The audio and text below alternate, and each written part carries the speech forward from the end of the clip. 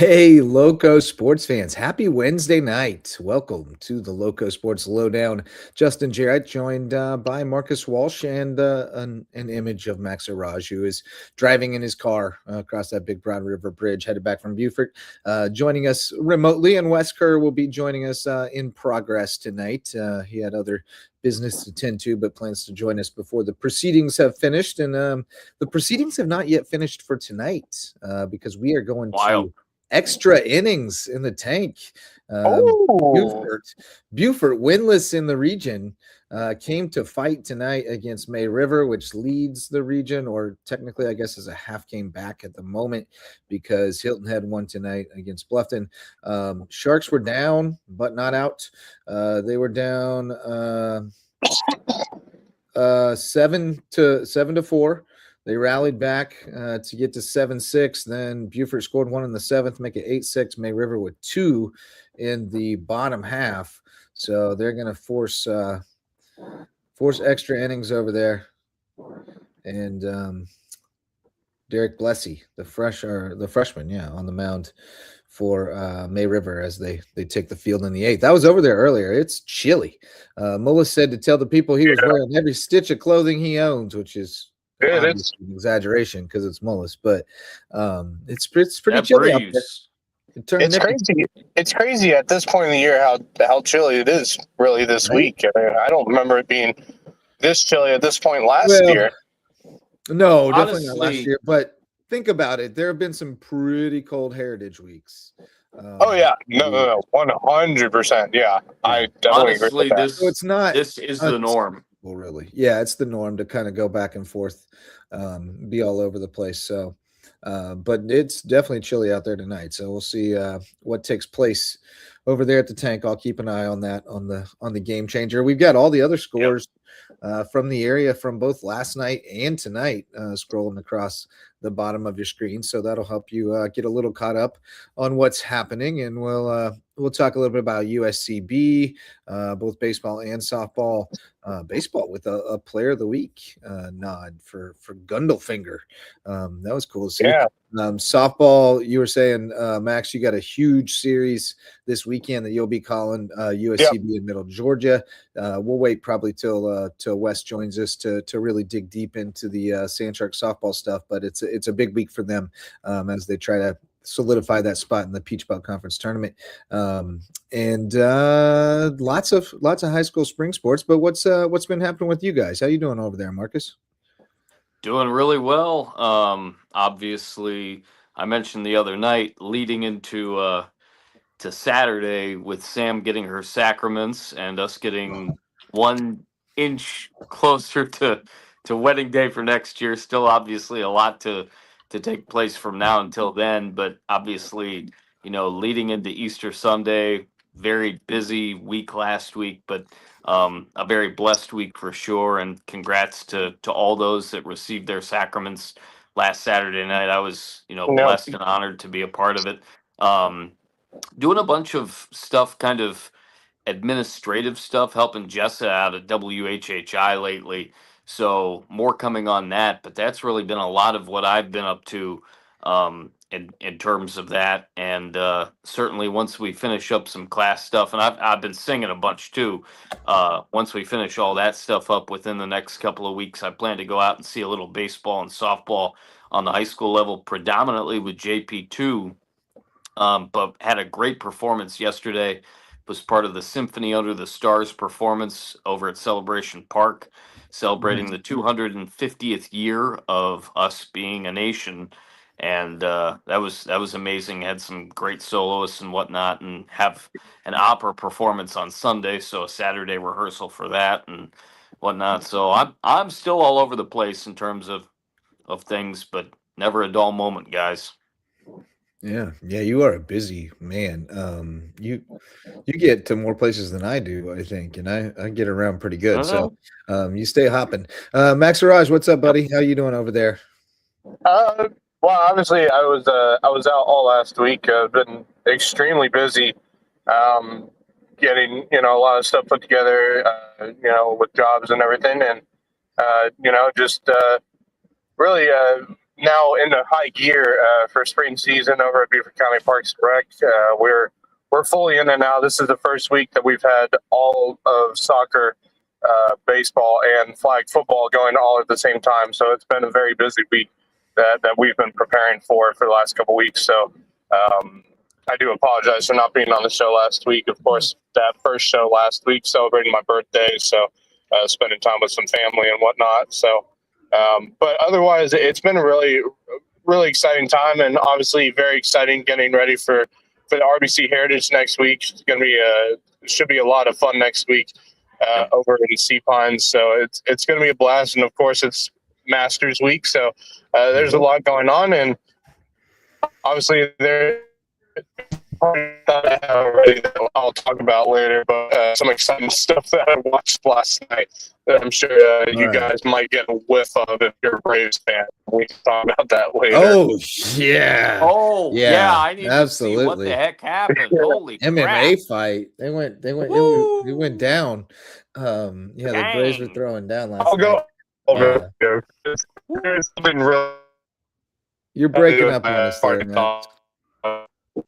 Yeah, we'll look forward to that in part of the you're breaking up on us as you go through the abyss over there between Beaufort and Bluffton, or Beaufort and Okatee. Beaufort's still batting top of the eighth, 2 outs, runner on third. So the Sharks trying to wiggle off the hook here and have a chance to win it in the bottom of the eighth.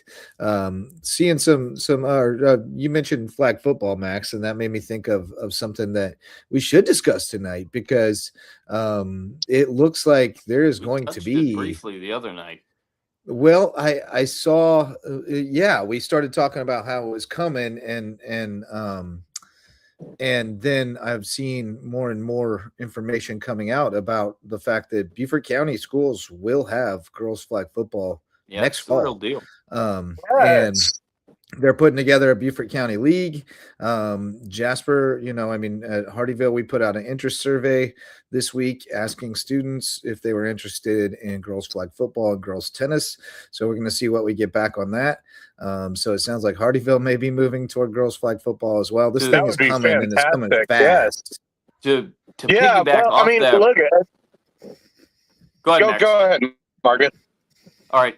To piggyback off that real quick, it wasn't the only thing that I talked about with Rip Ripley, but I did have a conversation with him during basketball season, getting ready for HHCA and JP2, in particularly to get an idea of what HHCA and SCISA looks like with girls basketball. And he said, with a lot of the girls having responsibilities around home and looking to do other things, especially athletically, he said volleyball is a big thing and flag football is a big thing. And he gave me, I know I've said this before, but Rick gave me a half hour on the phone. Yeah. I mean, he is Good just dude. phenomenal. A great guy. Don't know him super well, but I know him well enough. If ever I had a chance to meet him in person, I'm just going to go up to him and just shake his hand and say thank you for your time, giving me a little bit of the background, because it's just amazing the knowledge that he has. Obviously, I'm around Wayne Morris when he's in this area as well, and Wayne hiring me at WHHI all those years ago. He's got a bunch of knowledge too, but that is a real deal. And the fact that we talked about it on Friday and now more information has come out does not surprise me. So we'll just have to see what happens in the interim right now and how things kind of shake out, especially as far as those winter sports are involved when the time comes. Well, and the biggest thing would be we see what it's like in Georgia. I mean, flag football in Georgia is an officially sanctioned sport in the Georgia High School League, and they have well over, I think, 150 schools that have flag football teams throughout the state of Georgia, if not more. So like it's big in Georgia, and it's creeping up through South Carolina. But the other thing now is that it's going to be an officially sanctioned sport at the college level, and so colleges are now adding on flag football teams. I saw a school I was at before I dropped out during COVID, Charleston Southern. They've just added a flag football program for girls, among other schools around the Big South Conference, schools in the ACC, the SEC. They're all adding these programs on. So it's now becoming very quickly a pipeline for high school teams, Yep. for high schools to add flag football teams, giving women an opportunity to maybe play a sport that they would love to play at the next level. Yeah, and it's so new that it's not like you're having to try to break in against all these kids that have been doing it their whole lives. No. You know, like No. I think there's a lot of opportunity for girls who are just good athletes to go and you know, learn the finer points of it, and really have an opportunity to, I mean, like you said, there's going to be programs popping up right and left, so there's going to be all kinds of scholarship opportunity, and who knows? I mean, with the Olympics adding flag football, that's coming. You know, when it comes, Yeah, that's right. The next Olympics. So you know, I think it's ripe to kind of blow up here, and it's cool. Like, I mean, how often do we see like a whole new sport kind of come to fruition? This doesn't happen. The thing is, I wouldn't put it past both SCISA and the South Carolina High School League in the next couple of years to make that an official sport. The high school league may already be moving toward that. Well, I wouldn't be surprised by that. I mean, with how fast this sport is growing, it's a lot like women's wrestling. That is a sport that's growing like a weed. I mean, it is growing fast, and it's almost to the point where you can't not have a league within the South Carolina High School League as well as SCISA. I think it's inevitable for these sports conferences in South Carolina to add flag football as an official sport. I wonder how quick SCISA will be to jump on it, just because you're dealing with really small schools, and but there's been enough schools that used to do or still do to this day the powder puff football, which is essentially but what I'm saying is, like, and I've been doing it for years. At the smaller schools, you'd have to be careful because you're going to cannibalize your volleyball program, and you don't want that is true. That's a good point. You don't want to not be able to field a team. So, you know, I mean, those are the kind of considerations you have to make at really small schools, and we'll see what that looks like. You know, maybe you can do both. You know, but that's hard. It's really hard to be good at both. If you can't go to, you can only go to one practice at a time, you know, so that's kind of hard. But no, it's coming. And Daniel Bryan from Thomas Hayward, football coach, he hit me up and said, "Hey, I saw you share something about girls flag football. The girls at Thomas Hayward are asking about it, and SCISA hasn't said anything yet." That was one of the teams. Some of the schools are very interested in it. Well, that was like when I was mentioning powder puff. That's exactly who I was thinking of. Thomas Hayward's had powder puff football for as long as I can remember. Forever, really. I mean, Hilton Head Christian Academy as well. Game this year. I got to be the ref for the powder puff game this year. It was fun as hell. That's right. Yeah. It was way fun. But yeah, that's coming. And again, I think we've mentioned it before, but it's on the short list of the next sports coming to USCB as well, which obviously when they're finished with their athletic director search, that will probably we'll have a better idea after we hear from a new AD about you know, their priorities, what's actually going to come next. But it sounded like, you know, women's wrestling was kind of backburnered, but it was volleyball and women's flag football, and what was the other one? Yeah, you would have to think volleyball and beach volleyball, especially around here. You thought it would be they've already got sand pits on campus too, like exactly. I mean, it doesn't make sense to launch one without the other, I don't think. You just prioritize one or the other, but completely agree. I think you got to have both, because if you got, like, you know, a dozen girls that play volleyball, you got a dozen girls that play volleyball. So like, you just say it's kind of like indoor and outdoor track. Why would you not do both if you got track athletes? So we are into the ninth now at the Tank, still 8-8 in the ninth. A Donnybrook deep into the night over at May River. Show brought to you tonight by Mickelson Law Firm and WHHI TV. Mickelson Law Firm, our original sponsor, been with us since the beginning. They loved what we were doing, trying to shine a light on our local teams and athletes, specifically our Diamond Youth now, Dixie Youth All-Star teams. That's what got Ryan's attention, and they've been with us ever since.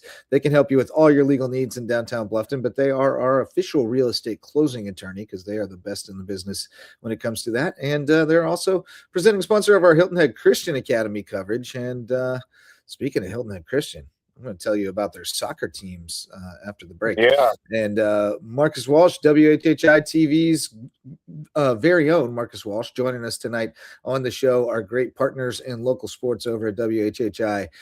Love what you guys do as far as shining a light on the community and just great community journalism. And we're proud to be a part of your team and have you as part of ours. WHHI TV, our all-star sponsor. Ask for better partners. Yeah, man. Likewise. But no, I said Hilton Head Christian Soccer. They had a big night tonight, Max. I don't know if you saw the scores yet, but No, I haven't. the girls 4-0 over Hilton Head Prep, and Wow. the boys 3-0 over Hilton Head Prep. So good night for Eagles Yeah. soccer. Yeah. And again, that's a very good Hilton Head Prep team for the boys and girls, for that matter. Both those Especially the prep girls. teams are very strong. Boys team has been strong this year too. Obviously, I know very well the head coach of the boys team, of course, Lucas O'Grady, who's done a fantastic job turning that program around. Obviously, state runner-ups last season. Definitely eyeing a state championship this year. So that's a very solid Hilton Head Prep program that Hilton Head Christian boys and girls have taken down tonight, and so it makes you keep an eye on both of those teams, because usually Hilton Head Christian over the years has had some solid programs, obviously, with the 2 state championships in a row back in the late 2010s.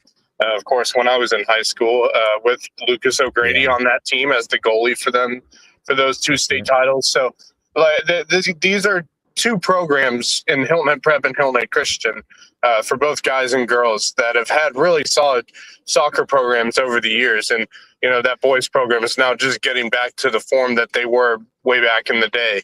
So it's great to see these 2 going at it. But, that's some really impressive wins for the Eagles tonight. Yeah, the girls one kind of stunned me a little bit just because that stunned me too. Because I know. I've been hearing that the girls' team for Hilton Head Christian has been pretty solid this year. I just didn't know how solid they were until you shared that score with me tonight against Hilton Head Prep. So, I think a little bit of that is I've been tracking their scores, obviously, and they're 7-4 and they're 5-3 in regions. So it just doesn't jump out at you. But then you look closer and you're like, okay, they lost to Porter-Gaud twice. Porter-Gaud's number 15 in the nation. Yes. They lost to JP2, a tough 2-0 match. And then they lost 2-1 in overtime to Pinewood. So when you think about what those losses are, you're like, oh, okay. Yeah, some really solid losses. Yeah. And really, that Porter, really but you mentioned that Porter-Gaud team. I've seen some footage of them. They are ridiculously good, and for a good reason why they're one of the top 25 teams in the country right now. And they're no joke. They're really good. And I think they're number 2 ranked team in the state in Max Preps behind Wando. So, yeah, that's fair. Yeah. Yeah, they're legit. The HHCA team is looking really solid. And I was looking at the rankings. HHCA girls 3rd in Class 4A behind Porter-Gaud and Ben Lippen. 3A is like all our teams. Hilton Head Prep is up there. Let me see here. I was looking at them earlier and I was like, holy cow, Lowco's looking good in the skis of soccer. But also weirdness. 3A JP2 is number 1, Hilton Head Prep's number 4. And then here's the craziest part. I don't know if this is really the only teams that there are, but there's only 3 teams listed in the skis of 2A rankings. BA, wow. Patrick Henry, and Colleton Prep. Oh. What? And then in the 1A, there's only 2 teams, Cambridge Academy and Charleston Collegiate. So we're going to have we know the state championship matchups. The state championship game in skis of 1A. Wow. I got a bit of a kick out of that. I was like, hold up, wait. First, second, and third. Oh, well, that's all the teams. That makes perfect sense. Yeah. And then on the guys' side, let's see here. Hilton Head Christian boys ranked 4th. JP2 still undefeated, ranked 1st in. Do they not have no? There's no 4A boys soccer. There should be. That's wild. Oh yeah, there it is. Never mind. I didn't I see was it about to there, say, I but was I like, there's guess, no way. but none of our schools are 4A in boys sports. No, because it's Yeah. like football for boys soccer. Right. It's based off of Right. how many boys are Yeah. at the school. Yeah, so that's what it is. Cross boys are ranked 2nd and BA 3rd and Skiza 2A.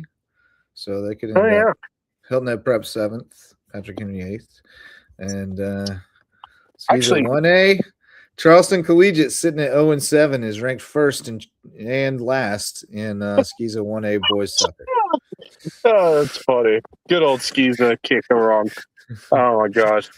Actually, speaking of cross, it's funny because, of course, myself and Wes Kerr, we were at Richard Gray Sports Complex yesterday watching and covering USCB softball as they took on Edward Waters, and we'll talk about that later when Wes gets here. But on the field adjacent to it, right next to it, was cross softball taking on Hilton Head Prep the other day, and varsity softball while we were playing our USCB games. So it was fun to see some high school softball taking place right across at Richard Gray. So it was a busy day yesterday over at the home for USCB. I think. Yeah, they beat Hilton Head Prep 16-1. And then Hilton Head Prep tonight, big win for them. They beat HHCA 19-18. Wow. That's a battle. What a battle. What a battle. Our JV lost a tough one last night, 20-19. The team beat us 20-1 the last time. They beat us 20-19. Hey, that's good though. That's great. They didn't pitch their best pitcher this time. Yeah, but it's pretty impressive. But they had to put her in the last inning to make sure they didn't lose, and we still scored 2 against her. Hey, that's an improvement right there. It was extremely promising outing from the JV girls, and they were pretty hype after. It's good to see them. I'm gonna hop off here, fellas, because I just got home, and I'll be right back. All right, sounds good. That's good. They are into the bottom of the 9th now at May River. Sharks going to try once again to walk it off here in the 9th inning. UC scores scrolling. Other baseball tonight, Hilton Head beat Bluffton 11-5, so they keep pace and could actually move ahead of May River in the standings if the Sharks are not able to pull this off. Hilton Head Prep, they routed Peachtree Academy the last 2 days, beat them 10-2 yesterday, 15-1 today. We won't even talk about that. Some good softball tonight. May River Bluffton game was really competitive early. Sharks ended up blowing it open 14-4, and Beaufort with a tough 5-2 win over Hilton Head. And I mentioned HHPA. They went for 2. HHPA went for 2, 19-18 over HHCA. So exciting battle. They went all 7, which is wild. That game probably took a good while. And then the soccer scores, HHCA sweeping from Hilton Head Prep tonight. Although I did have one of the scores wrong. I had 3-0 on the boys, and it looks like it was 3-1. So I have corrected that on my end and should be on the ticker as well. Baseball last night, Low Country Leadership blowing out Battery Creek. Savannah Jaguars blew out Beaufort Academy. Mentioned Hilton Head Prep. Cross boys baseball, they got a win 14-8 over Step of Faith. And HHCA stayed hot 15-0 over Northside Christian. Mentioned Cross softball beat Hilton Head Prep. BA soccer over Cross on the girls' side 7-0. Cross boys beat BA 2-1, so that explains why they're ranked 2nd and BA 3rd. And May River boys still rolling 6-0 over South Effingham. So that's some of what's been going on. Monday night baseball, May River beat Beaufort, Hilton Head beat Bluffton. So Seahawks now have 2 in hand, trying for the sweep on Friday against Bluffton. Sharks have a runner on first, nobody out, and now runners on first and second after an error, nobody out. So it's looking good for the Sharks to maybe walk this thing off and stay atop the region standing. Speaking of Sharks, big night for their lacrosse teams on Monday as well. Boys 14-1 over Savannah Christian, girls 17-5, and both those teams have been red hot. And the Bluffton boys lacrosse 11-5 over South Effingham on Monday, getting a win as well. So there you go. That's some of what's been going on this week. And let's see what's happening in your neck of the woods. I felt like I was Willard Scott right there. Yeah, good old Al Roker. That's right. But yeah, that's what's been happening. What's happening with you? It's fast and furious. I mean, it's crazy just how fast this regular season of spring sports has gone. And like I said, I'm looking forward, in the next week or so to actually be able to see my first bit of it, wherever I can. Definitely want to check out some of the JP2 stuff with the baseball team and softball team. It's just been obviously a really busy spring for me, coming off a basketball season, which obviously was extended as far as it was. And that's the crazy thing, just anywhere, but let alone here, with the popularity of a whole bunch of sports. But I view really the major four: football, basketball, baseball, and softball, just one after the other, after the other, after the other. It's been wild, but I've been able to kind of certainly lean on you guys to get an idea of what's going on, and I've been talking to some folks and already trying to gain a few storylines for later on in this calendar year, on things, in addition to everything else that I've been keeping you abreast of what I've been doing. But it's a great time of year. The weather's been terrific. Yeah, it's a little bit cooler right now, especially with the wind, but this is what we're used to this time of year, especially those of us that have lived on Hilton Head too for a while, in our 10 years here in South Carolina. It's easy to be in the 60s and whatnot with a breeze off the ocean, but nothing quite like it. I mean, it's a great time of year. We've got the Heritage next week. It's Masters Week. Baseball is alive and well in all facets, and it's an awesome time. Just got to get that pollen to officially evacuate our area, because just when we think it's done, it comes back. Boy, this weather has been wild too. It's just all over the place. From 90 one day to 65 the next, right? Over and over again. I was gonna do something silly, but I'll just do it this way. I'll just say, "Da Yankee lose." The Yankees lost 3-2 to the Athletics. Wow. And the bases. Don't call them Sacramento. That's what just the Athletics. The Athletics. geographically nondescript Athletics. That's right. The unhoused Athletics. So Sharks have the bases loaded with one out. They tried to squeeze it home, but they were able to get the force at the plate.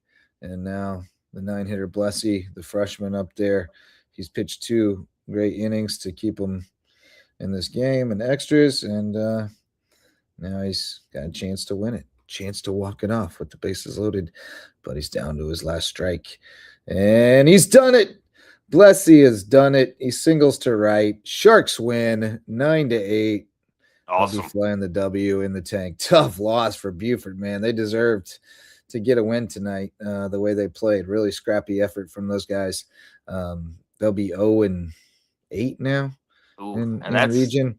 That's a tough thing, certainly. But when you've got those it's crazy because somebody's got to go down. The games have been so close, so close, and they just can't get over the hump. They're 0-10 now overall, and 0-8 in region. But like their games, Bishop England, they lost a 1-run game, then 6-0, then 11-7.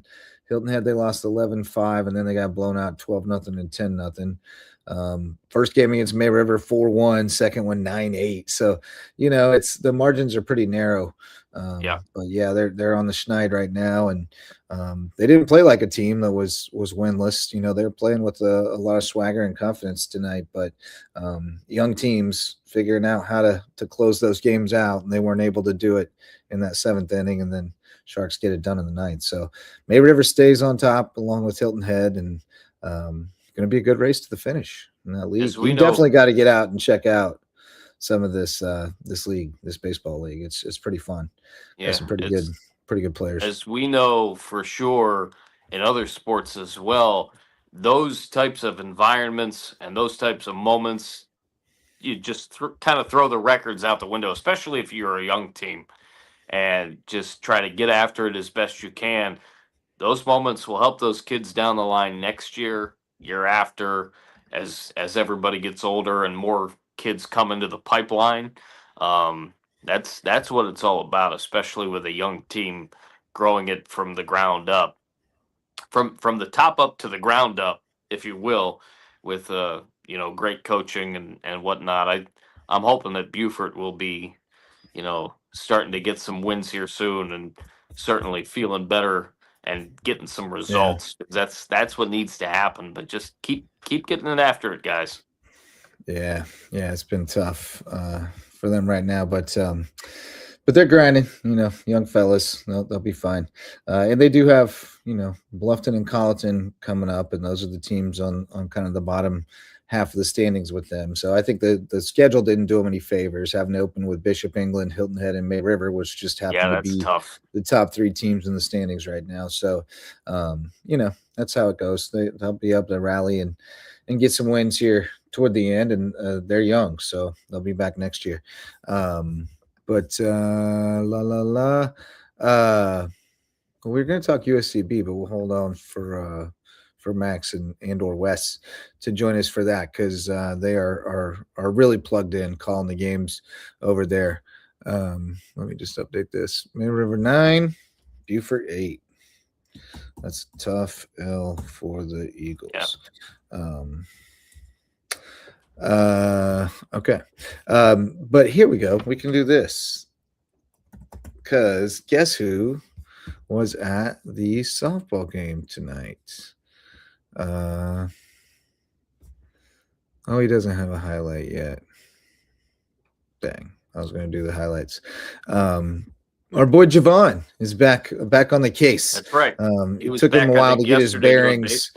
Yeah, he was back a couple nights ago with the Hilton Head Bluffton baseball game on Monday, and then tonight he was out at the tank doing the softball game, Sharks against Bluffton. So great to see Javon back out and about, and more broadcasts coming out on Beaufort's own. So check them out. I know they're only streaming. I saw an announcement. He's only streaming on YouTube right now. Just the other platforms weren't drawing enough traffic to really be worth it. So just streaming it to YouTube, check it out there. And I believe there's going to be a subscription fee coming for out of town and playoff games, which is only fair. And I think it was 99 cents a month or something like that.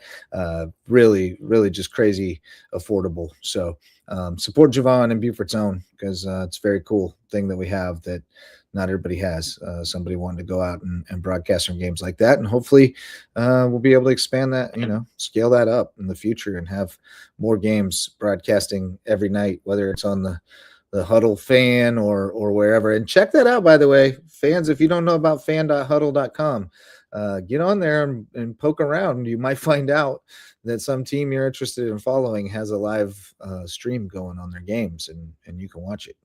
And by the way, I want to piggyback off what you just said, JJ, because I'm around people all the time that are asking about what WHHI does during football, basketball, and obviously is the chief voice of both. I explained we've got a production crew. I've got my color commentators. We've got Larry, who gives us a bunch of info and whatnot. I mean, we're a small crew, theoretically, but we make it look, with all of us and our skill sets, we make it look, obviously, not to toot our own horns here, but it's a high level production. Right. Javon's doing everything unless he gets somebody once in a while to help him with, the camera, or if he gets somebody or a couple other people to do the bulk of the work calling the game, like Max and I did, Yeah. for the Yeah. playoffs. I did play by play. Max and he were on color. He was doing a bunch of the technical sides of things. But when that doesn't happen, it's a Yeah. one-man One man band. band. Yeah. That's One man it. band tonight. I And mean, he I was was, even out with him, back in the fall doing college stuff, doing the NSAC championship game oh, in yeah. Georgia. I did play by play, he did color, and he was, taking pictures and all of that stuff. Yeah. I mean, that's it. So Yeah. for the fact that he has to charge, I mean, it kind of makes sense Yeah. because he's traveling all. You were telling me earlier, how much I travel with my extracurriculars Mhm. plus work. That man put Yeah. some tread on his tires.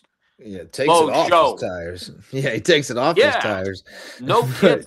no doubt. And Kudos to him. we should all Yes, support him. He's good people. absolutely. And he was doing it all tonight and eating a hot dog all at the same time. He had it on Love lock it. though, checking out some softball. So go over to Buford's Own on YouTube. You can check out the game and surely later the highlights from the May River Bluffton game. Sharks took that one 14-4. They're still undefeated in region, and they've tested themselves pretty well with some out of region stuff. So we'll see what kind of run they can make in the playoffs. I don't know that they have like the high end pitcher that really can carry you deep, but they have a couple of pretty good ones in Swafford and Nagel. So hopefully they can go pretty deep in the playoffs. They can definitely swing it. They got some hitters in that lineup. I think score some runs. So I remember from seeing them last year. That's a fine team. Yeah, Definitely a fine program. It's real JP2 impressive. has really come on this year too. I can't wait to see them. They've built that program up, and they are looking very good this year. And now Skeeza softball is a wild landscape though, because you wouldn't think it with those small schools, but you got some deals where like it's a whole travel ball team that goes to the same school, and like they're good. And some of them country places, like I don't know which ones are the best right now, but there's always a couple of places that have a whole travel ball team enrolled in their school, and they are a problem. And so we'll see what that and that tournament is like. Is kind of like the other Skeeza tournaments, like the volleyball tournament, where it all takes place in one place in 2 days. So it's kind of hard for us because you hate to invest that much, and you don't know your team might not make it very far or whatever. So always tough for us, but we'll try to do our best to keep pace. And of course, Game Changer helps a ton. What a great advent. What a great addition Game Changer has been to our lives. I can keep pace with all kinds of baseball and softball games all the time and know what's going on and stats and everything else. Super cool. We need more tools like that are widely adopted. What else we got here? Well, I don't know when these guys are coming back, Marcus. So yeah, I'm gonna have to start talking a little USCB on them. Here we go. I will say that I talk a lot about, certainly with football and basketball, about max preps and all the additions that are being made with them. And I hope to gain more information even as we get into the fall in the not terribly distant future, but it's enough of a distant future as of now. Just in terms of what they're doing with their stuff, for football, basketball, you name it. And yeah, the more technology that can be equipped, and we've talked about it. We've got some other guys possibly in the pipeline with WHHI further on down the line that could possibly help us, interns and that type of thing. It's all about trying to get information correlated and kind of connected so we can get that out to you or tell you folks where to find the information succinctly. And it's great to see that different sports are starting to adapt a little bit more creatively because we all have the same goal, getting you all Max the Preps is information that we can. amazing. Max Preps is the life force of it all for sure. And what they've done a great job of is what they do a great job of is recognizing when those new softwares pop up and gain popularity, and figuring out how to work them into the API. So like, because we use Game Changer, our Game Changer now connects automatically to our Max Preps, and so it'll import this game stats and everything automatically, the score and everything. I don't have to go to Max Preps and do that. It just pulls it from Game Changer. It's connected it. So they do a really Is good that just job with of. the spring sports that's Yeah, set that's up, or is that a Game played on Changer. thing? Well, Game Changer is, I mean, it's its own app, which Dix now Yeah. actually owns. But baseball and softball are its bread and butter. That's where it started, but it's added more sports now. It just hasn't really been widely adopted by those other sports. But baseball and softball, Yep.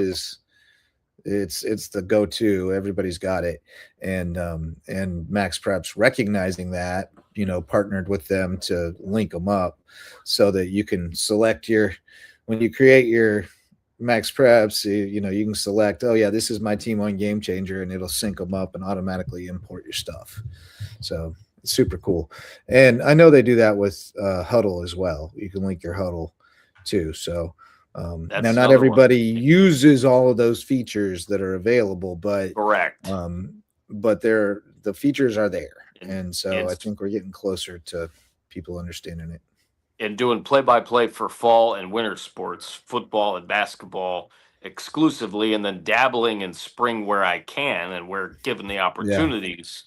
That's where we're finding sometimes it's difficult to find a certain roster or a set of stats on a certain guy or girl just because of the availability. Some teams use one more than the other, or vice versa, what have you. But we're all trying to work for the same common goal. Yep. Max has rejoined us. Max, we were just about to start talking a little USCB. Baseball ended up taking 2 of 3 from Claflin. A little disappointing to let that one get away 8-7, certainly, but they take a little. It's a little disappointing. I was downplaying it a bit, but they get 2 out of 3. Softball, though, looking good. They took 1 out of 3 from North Georgia, and then a big day at the Yard yesterday, 12-2 and 13-2 over Edward Waters, and you were on the call. So tell us about that. Yeah, obviously they were coming off I would say a successful series against North Georgia, despite only winning 1 out of 3. That is the number 3 team in the country in North Georgia. So they are a very solid softball team to get even a win against that team. And we remember last season when those two teams played against each other at USCB. USCB took 2 out of 3 to get themselves into the conference tournament to face North Georgia in the first round, which they lost that game by only 1 run. So these two teams have some history over the last couple seasons. So it was good to see USCB get a win on the road at Dahlonega over North Georgia. Obviously, the 2 other games they played may not look close, but if you pay enough attention to it, they were very hard-fought games by USCB. That North Georgia team is just a beast in and of itself. And then you come into this doubleheader they had against Edward Waters yesterday. We were expecting to see the offense do their things and really what they do. And I think Kodieski has taught them well in this aspect is they are really good at getting deep into counts when they're at the plate.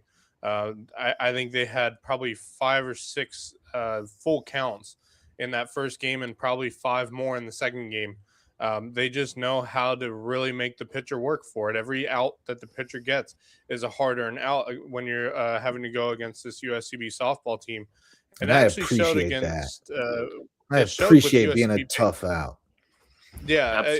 Well, I mean, and I think USCB baseball, when they beat USC Aiken, took a page out of Kodieski's book. I mean, they got deep into counts in that game, and look where it got them. It got them opportunities to score runs, and I think that's really the MO of this softball team is they're fast on the base pass, but they'll make you work for every out if you're the pitcher. Speaking of fast on the base paths, I have to use that segue. Yes, I had this queued up. Kate Conway. She Single season. fast. She fast, Yep. fast. Whoa. 26 Good season, grief. 26 on the season. That's a She is single the season single record. season record. Yep. She is, I believe, now 24 stolen bases away from the career record. So she's got quite a few more bases to steal if she wants to get there. But I wouldn't put it past her. She is one of the fastest runners I've seen in my time covering USCB softball. I mean, literally 9 times out of 10, she'll put a bunt down and get to first without even getting scratched. So, like, it's just she's just such a fast player, and she's been so great at the plate this year. She's hitting above 500 on the season as a hitter. I feel pretty confident she'll get that career record if she sticks around at USCB because she's only a freshman. Yeah. That's my point. Like she's on her way there. She's well on her way there. She is just a really special player as a freshman too. I mean, that was a great recruit that Cody Eske picked up, and she's really showing it. I mean, I think she came into yesterday, I think, with like a 545 batting average. So she knows how to get on base. Her on base percentage is through the roof. No, she's only hitting. She's way down to 510 now. Oh no! What are we gonna do? She's really falling off. Oh no! Oh no! She didn't get to first in time on one of them. Like seriously though, I mean, that is her MO. She hits or bunts little dribblers down and just sprints down the first base line as quickly as she can, and hence why that batting average is there. Because 9 times out of 10, she will get on base. I mean, that is how good she is and how fast she is going down that first base path. Obviously, with her 26 stolen base in that series against Edward Waters. But it wasn't just her. I mean, Caitlin Boyette in the second game in the 13-2 victory had 5 RBIs in that game. And when she had the opportunities to score runs, she did it every time in that second game. 5, like I said, 5 RBIs. She had a really good day. Cassie Brundage had a really good outing on the mound in game 1. They went to Fisher for game 2. So Madison Murphy had a bit of rest through the doubleheader. So she'll be ready to go. Excuse me, for the weekend series, which we'll get to in a minute, which is, by the way, a huge series. So, but look, it's a really good 2 games against Edward Waters, which means they have, I believe, have swept Edward Waters on the season. They did not lose a game to Edward Waters this year. So really solid wins, 25 runs over 2 games for USCB, and 4 runs were scored against them in that doubleheader. So really just that the USCB offense doing what they do best, getting on base by any means necessary and scoring runs when the opportunities are there. And they definitely were there yesterday. And, if Wes was here, he'd say the same thing. So really good doubleheader win over Edward Waters. Real confidence booster going into what is going to be one of the biggest series of the season for both baseball and softball.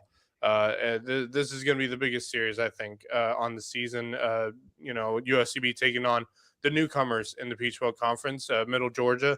And what should be a really good game. Both of them are coming into this conference series with 5 wins apiece in conference play. So whoever gets out of this series as the series winner will have sole possession of that final spot in the Peach Belt Conference for the Peach Belt Conference tournament. So whoever gets out of this and continues to play well on the season, this could be the decider for who gets into the conference tournament with that last spot. So this is a big series. Madison Murphy, expect her to be on the mound for in the circle, for game 1, and probably game 3 as well.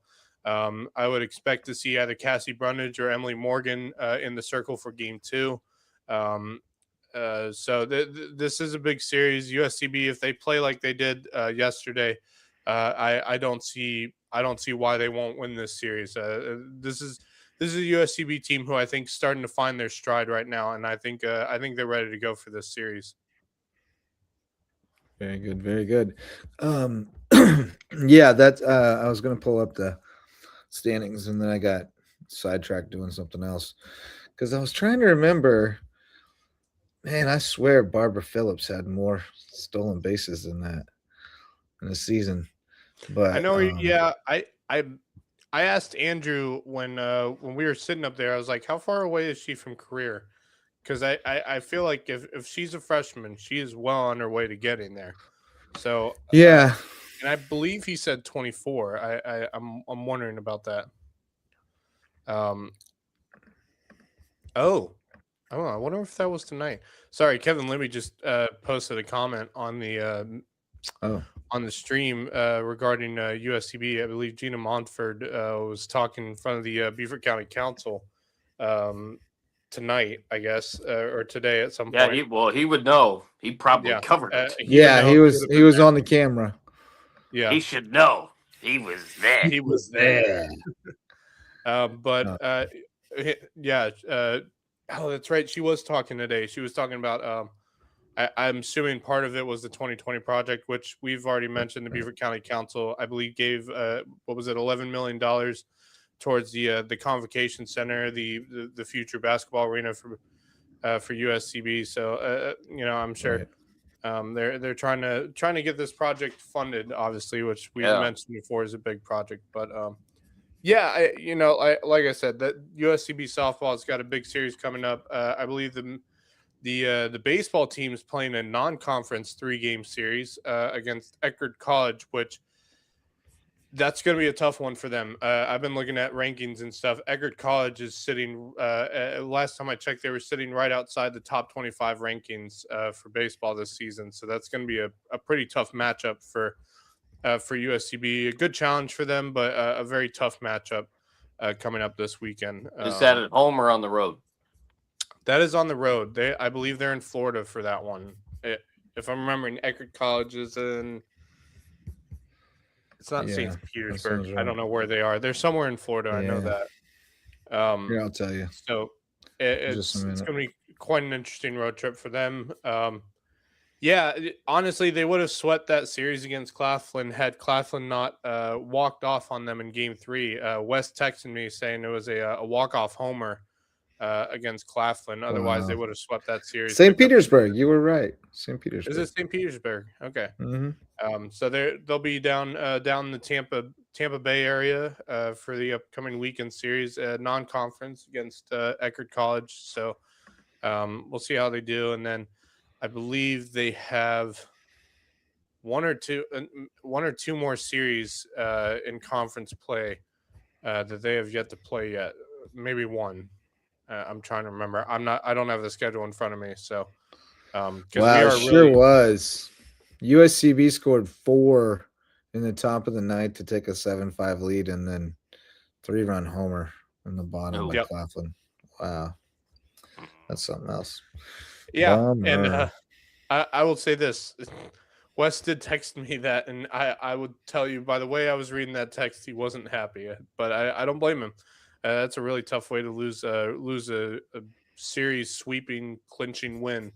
If you're USCB, that's a tough way to lose that one. But by the way, cool stadium they play at. I don't know for any of you who are listening know where Claflin plays. They play at I can't remember what the field's called. Mermo.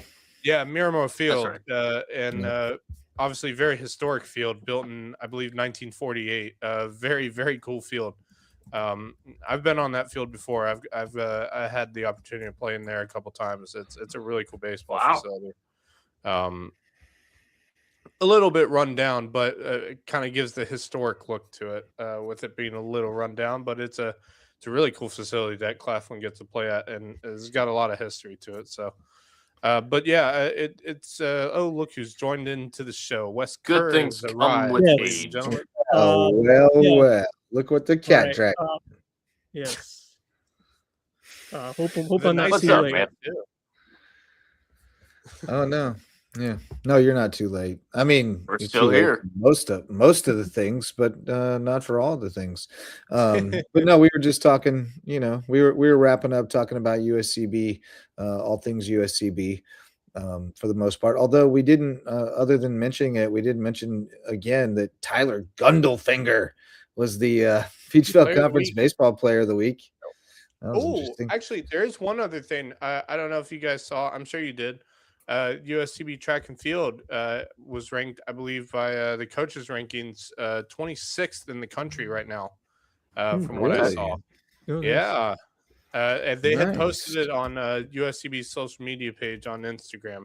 Awesome. if I Yeah, they remember post a lot correctly. on day. So that's pretty impressive. Yeah, there it and is, 26th. Yeah, pretty impressive. That's the pretty, men. Yeah, that's the men. that's pretty So, great. And then obviously the men's golf team was last I checked. I haven't looked at the latest region rankings, but they were sitting in the top 10 for region rankings for men's golf. And of course, yeah, coming up right around the corner is the Peach Belt Conference tournament that will take place for men's golf. It's I believe, is it next week? It might be either it's next week or it's this week. I'll have coming to up look. soon. I'll have to look while we're going through parting thoughts. But Gundelfinger. Yeah, big boy Gundy. Yes. Gundy / the gunslinger. Boy, He he's scored really 6 coming into runs, his had own. 9 hits, 4 doubles, slugged 867, and had 8 Wow. RBIs in Yeah. 4 games. Now I will say they played 3 games against Claflin, I so it does inflate this. But They still lost to Claflin. But I will say that they recognize. I mean, I don't. Gotta My second recognize point is game. that it's hard to do it against anybody. And on top of that, the Peach Belt recognized that. He had a terrific week, and it's good to see. I mean, that's some excitement generated within this program to have a player of the week. That type of honor is really good to see from that team. Gundelfinger is someone who, a little bit flying under the radar. Like, we haven't really talked about him that much. He's had a couple of up and down points of the year. Yeah. But it's been good to see him have a week like that, and maybe he can carry that towards the end of the season. Well, I mean, Wes, they are I was going to say, Wes, you and I have seen him over the last few weeks. Yeah. He's really come into his own Yep. As the season's continued. He's really started to show his true colors, and it's been really fun to watch. Yep. No doubt, but it will be a non-conference matchup this week at Eckerd. Down in St. Petersburg. That's a pretty good Eckerd team, so they're going to be challenged certainly. They're very solid. This weekend, so looking forward to seeing how they do 2 Saturday and 1 Sunday. So that's two of those track and field studs got honored as well. Sam Mitchell was the field athlete of the week.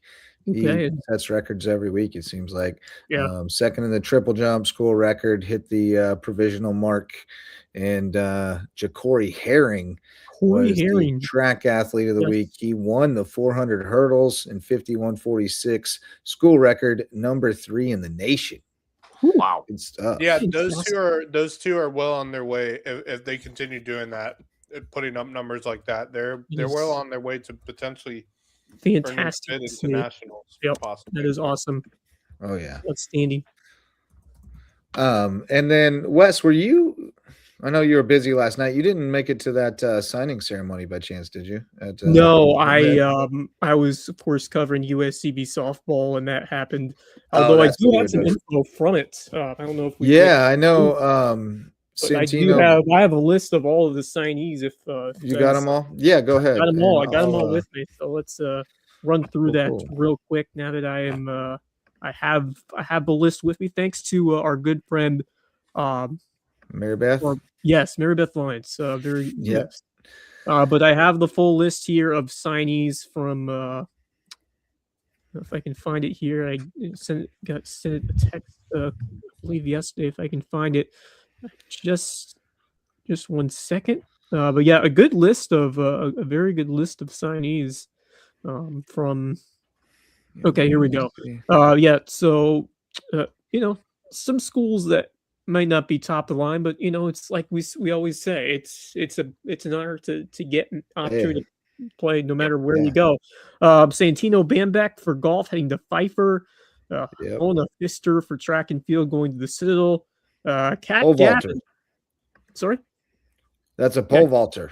Yes, she's a pole vaulter. Yes, Kat Gavin going to play golf at the University of South Sewanee.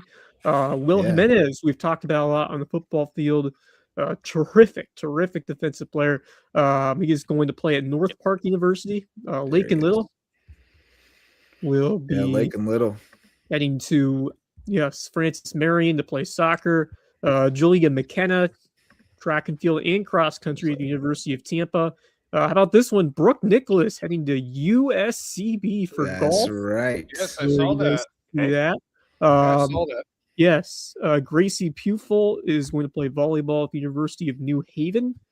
And then 2 more. Tyler Weideman is going to play football at Case Western Reserve University, which is a legit school, yeah, by the way. that is that's big time stuff, or at least a school where it's an honor to play for them, and Yeah. he has been such an important piece of a Seahawk program, which has really defied all expectations, especially last year, what they did. But then finally, last but not least, Josh Gordillo heading to Winthrop to run cross country and track and field. So a really nice, a big time list of Seahawks. And we think back throughout what has happened this year with the just with the tragedy of Montminier, and to see what these students have done. Because when I think of these signing ceremonies, you think of Joe Montminier, because he loved to be a part of it with these kids. And of course, I wasn't able to make it, but certainly you felt his absence there if you were there, because he was such. So always had a smile on his face, and he loved these signing ceremonies. He loved being a part of those. Yep.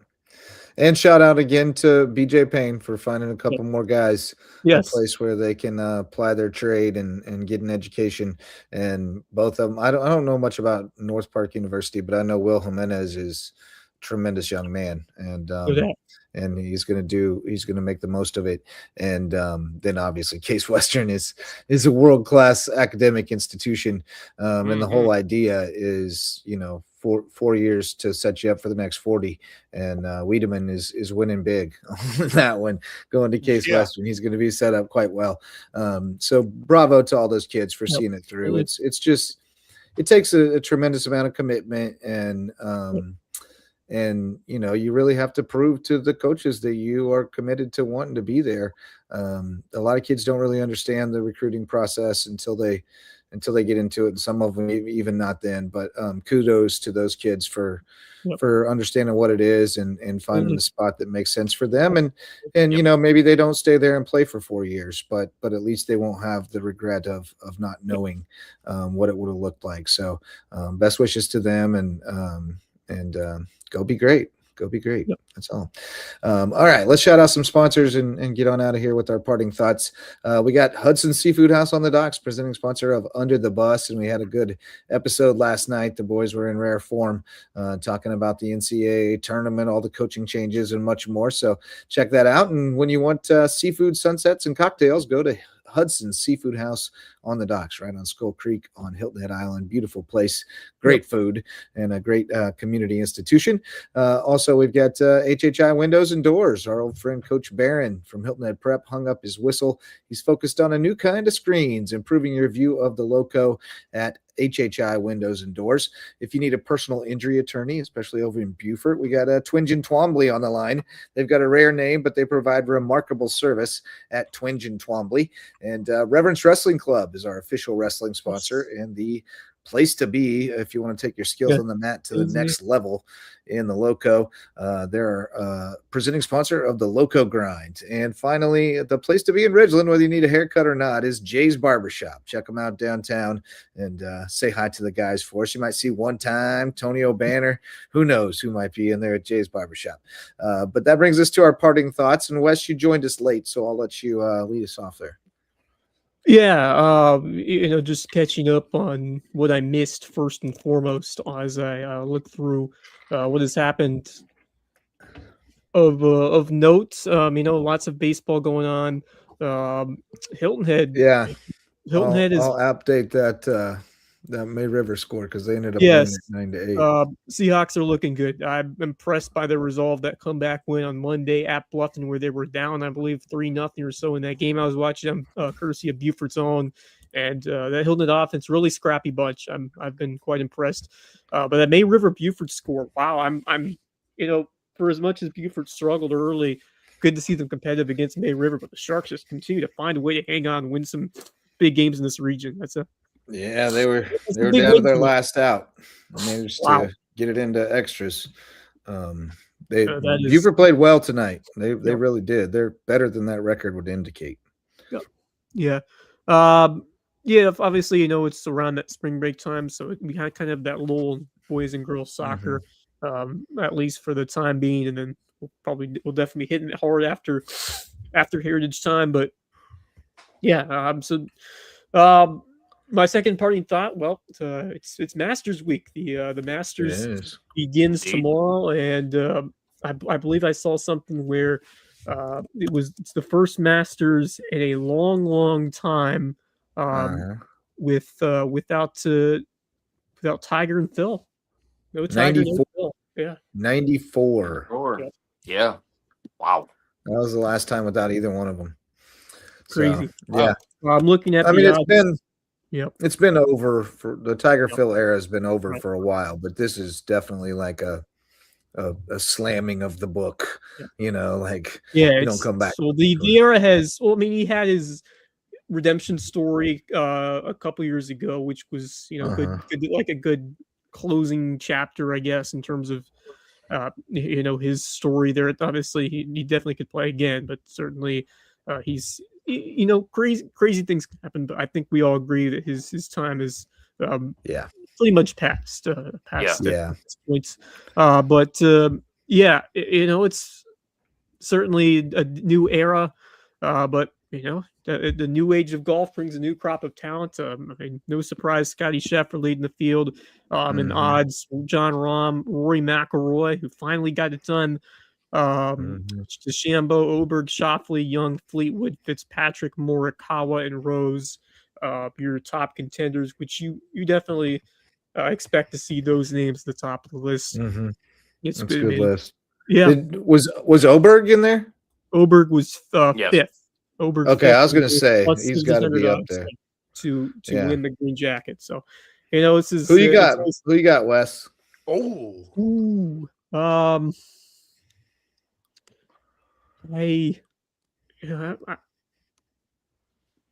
It's hard for me to go against Scotty. I mean, I think he's the easy pick, but I feel like I'll go the contrary route and go John Rahm. I feel like this is a tournament where you really want to see more from him, and I feel like when he puts it all together, he can be very difficult to knock out if he's able to stay in contention towards Sunday. So I'm trying to battle allergies, so.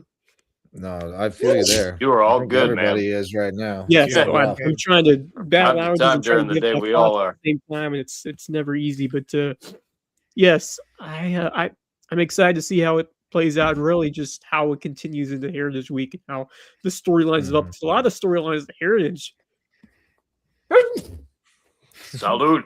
A lot of the stories about the Heritage kind of develop in Masters Week because the Heritage is such a big time event now that when you see the press conferences come into Heritage, it's all about what happened at the Masters and a lot of momentum built from the Masters. So we definitely keep a keen eye. Well, everyone keeps a keen eye, but certainly here at the Heritage because we're up next. So I love this time of year. Watch the Masters leading right to the Heritage. So looking forward to that, and then. Finally, I got back pretty late because I got to go see. I went to the theaters to see Project Hail Mary, which certainly, fantastic. If you have not seen it, terrific story. And I heard it's a good. Looks movie. good. Looks good. It looks good. So highly recommend. It was a good watch, and I thought the technical aspect of it, I thought was really well done.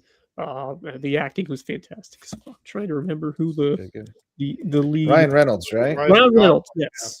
Dr. Grace. Yeah.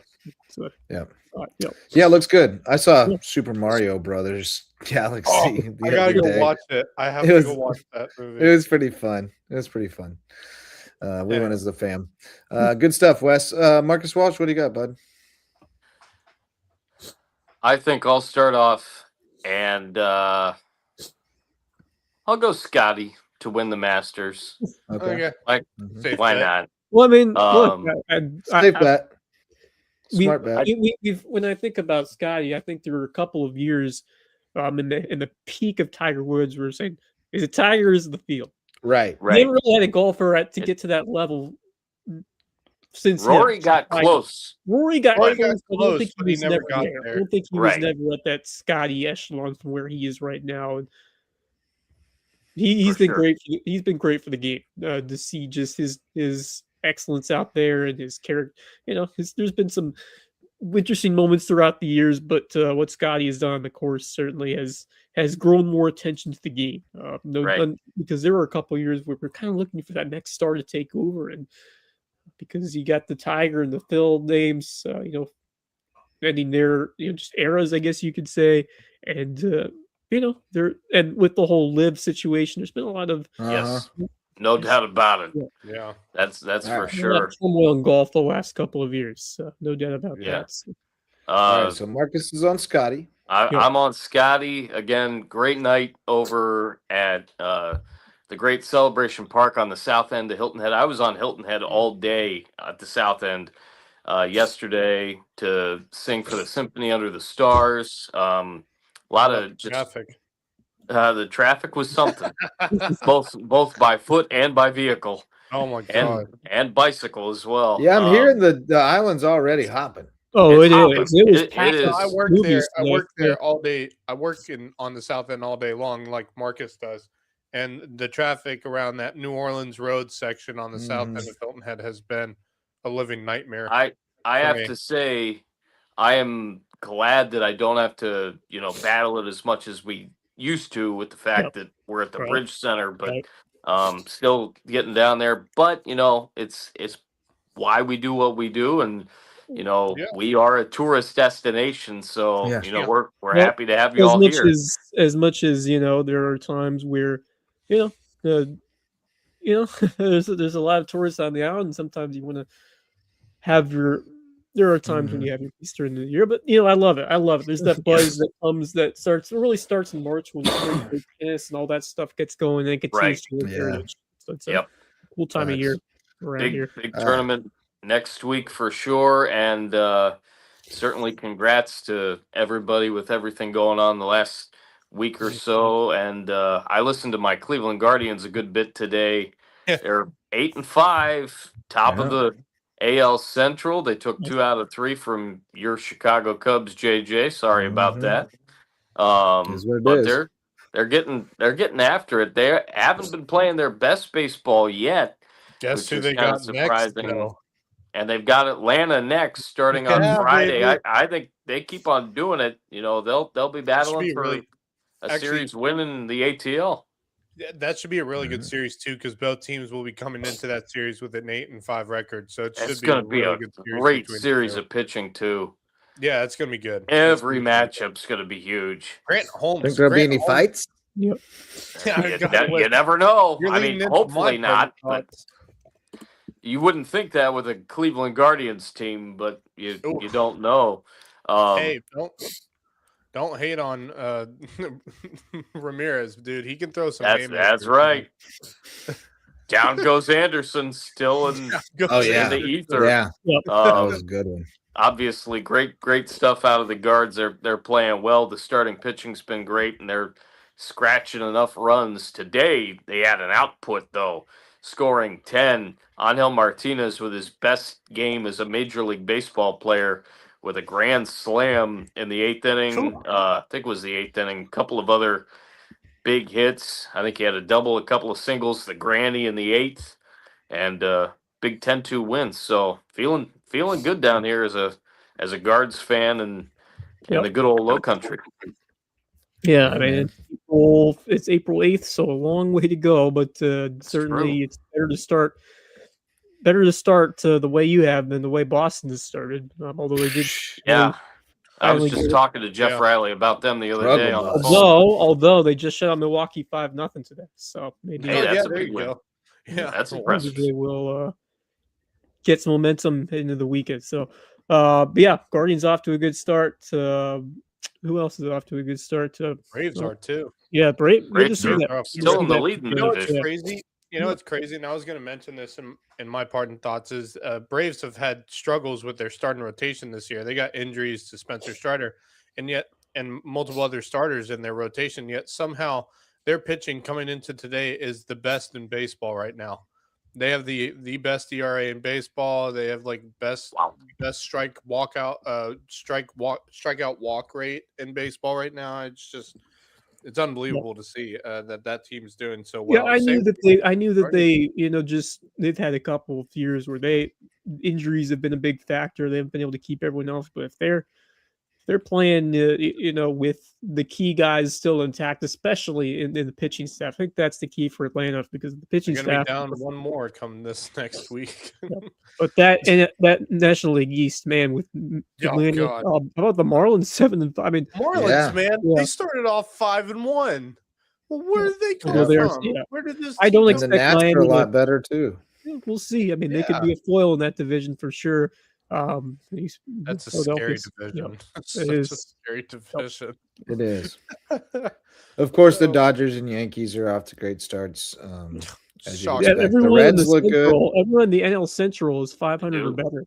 I know. I'm scared of the Reds. Reds off to a good start. The Reds are a good young club, and now they got Tito. I'm worried about it. Oh my goodness! Shout out to my buddy Patrick Vlasic, one of the biggest Cincinnati Reds fans I know from back in our days at Ashland University. Oh, nice. Yeah, there you go. Anyway.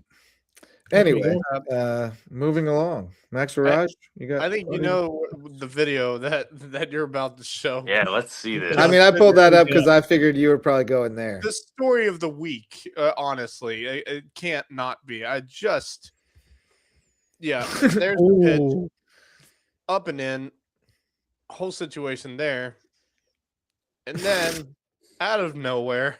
I was watching this game too. I watched the entire game, so I watched as it happened. And next thing you know, during the replay, the best part is when they come out from the replay. So it pops off during the replay? Oh my goodness. I think it started during the replay, and when you come back from the replay, it's just they're fighting. Oh yeah, there you go. Oh my! Solaire's throwing hands. Goodness gracious! So there's a lot. Here we go. Solaire was throwing hands, man. Went to a baseball game. And I just picked up Solaire on my fantasy team too, and now he's going to get suspended. Yeah. So actually, before I get into the whole situation there, I love when the guys come running in from the bullpen. Yeah. Though. Like they after the fight's over. Yeah. When the bench is clear and the bullpen, then you know it's real. Dude, the fight's already over. The bullpen comes running. Well, the bullpen just coming on like when everyone's finally starting to. Yeah. So Walt Weiss can still get after it too, dude. Yeah. All right. So actually, what is that dude going into this? So shoot. Well, first of all, I should mention both Renato Lopez and Jorge Soler were both suspended for 7 games. They both appealed today, so they both at least Jorge Soler played today against the Braves. So we'll see how that goes. I doubt the appeals are going to win, but yeah, look at that. That's a weak fight. Yeah. Nobody even landed anything good. Oh, he hit him with a baseball. He had a baseball in his hand. Yeah, Lopez had the ball in his hand. Smacked Soler across the face with it. But they were both. I mean, no. Here's the big one. But he had his helmet on, so it didn't hurt. Wait for it. Who takes him down? None other than Walt Weiss. Yeah, Walt Weiss. Walt Weiss, true tackling form. And the Atlanta Falcons decided to have a little bit of fun with it today. This morning when I woke up to the social media, here they go. That's on their official social media page. Oh, this was their that was their account. The Falcons. Yeah, that wasn't like. Oh wow, that's fantastic. I love it. I was expecting maybe. I thought it was gonna be one of those meme accounts. Belt. Yeah, it was just such a crazy moment. And the funniest thing is after the interview, obviously. Soler and Walt Weiss have huge respect for each other because obviously Soler was on the Braves back in 2021 when they won the World Series. He was a big help. Obviously, that massive homer in Game 6. Yeah, 2-time World Series champion.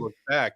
Yes, the other thing was Walt Weiss was on that coaching staff at the time. I believe he was a hidden coach at the time for the Atlanta Braves. Or the bench coach, one of the other. Yes, he was a bench coach. That's right.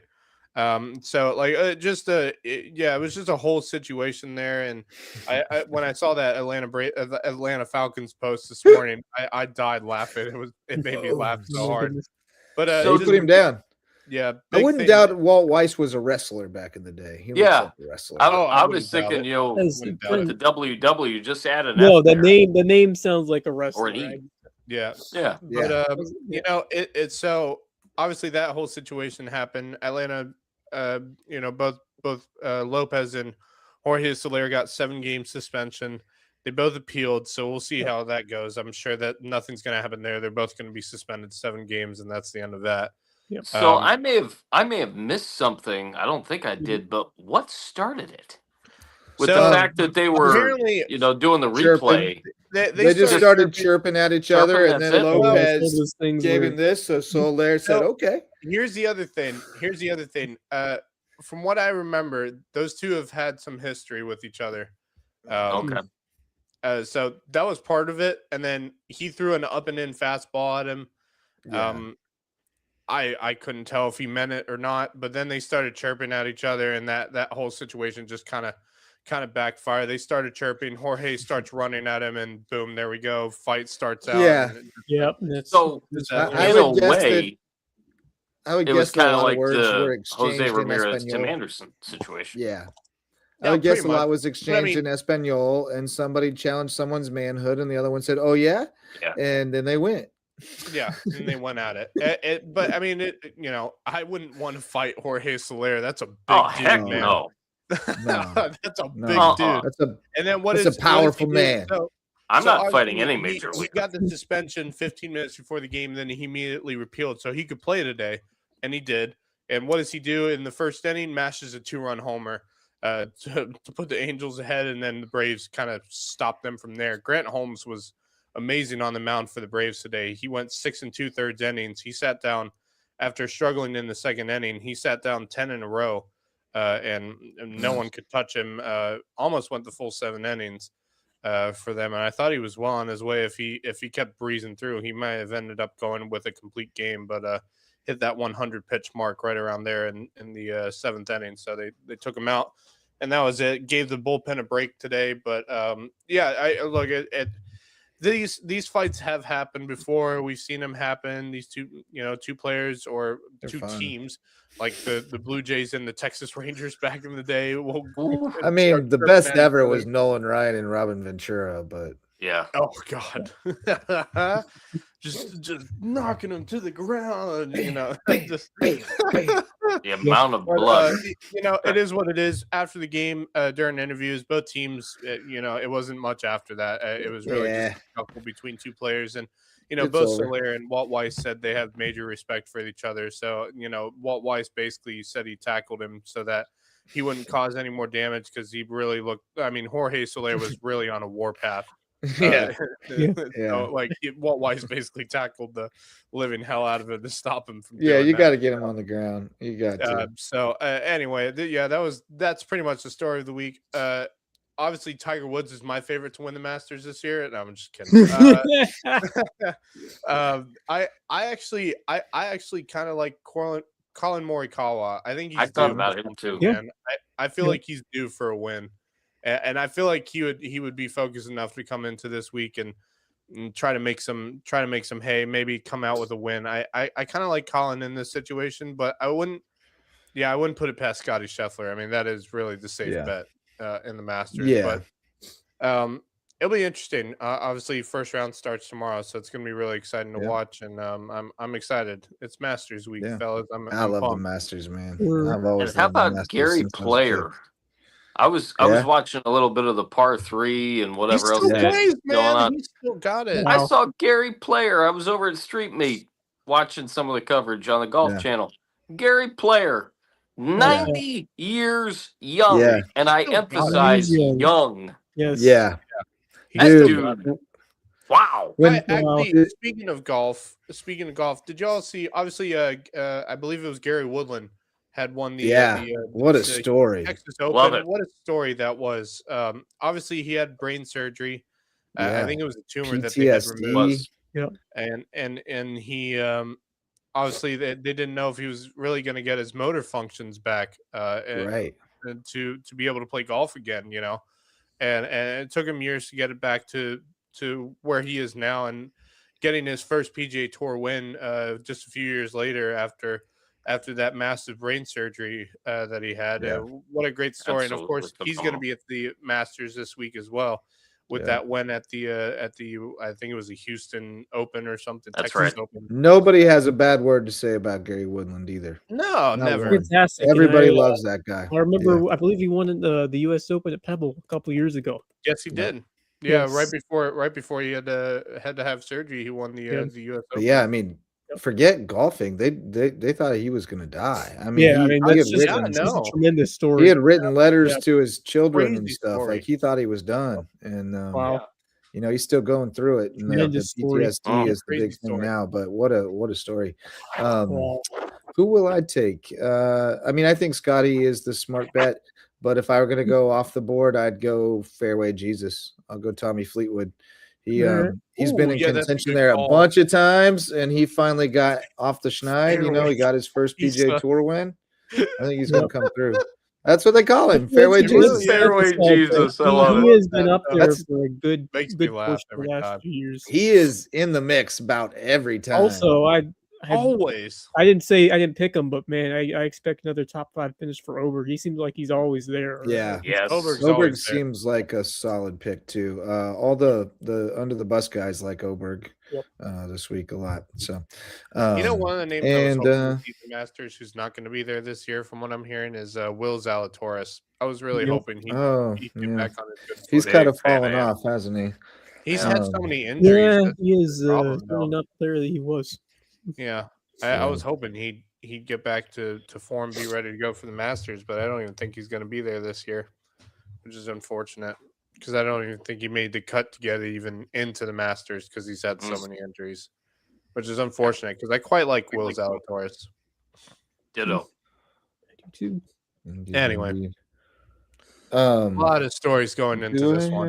It's going to be fun. Do I have anything else for the we didn't mention this yet, but Wes brought it up the other day on the group chat. Jalen Sneed headed back to Notre Dame for his 5th year.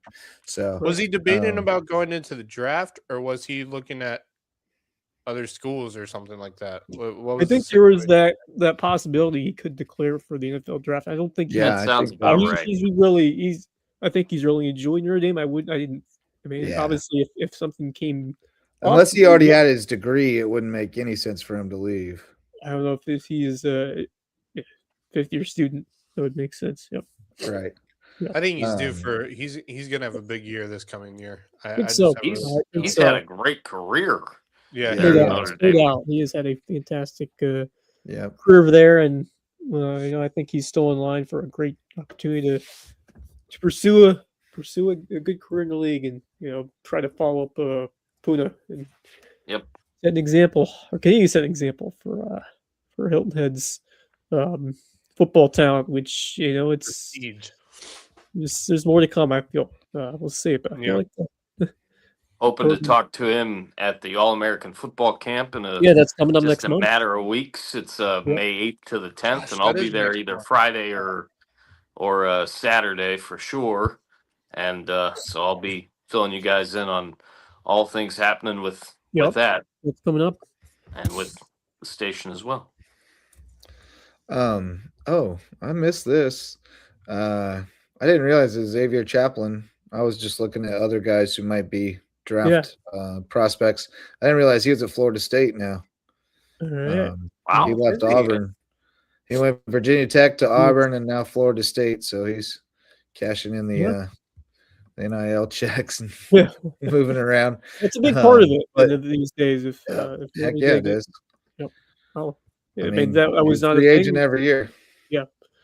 It was not a thing when I was. If he has a good year too, I expect him next season. If he has a good year, he should be. Yep. Yeah, he's gotten a lot of buzz at times as a potential NFL guy. And then I don't know. I think that's about all I got, boys. I've been enjoying my spring break. It's been very nice.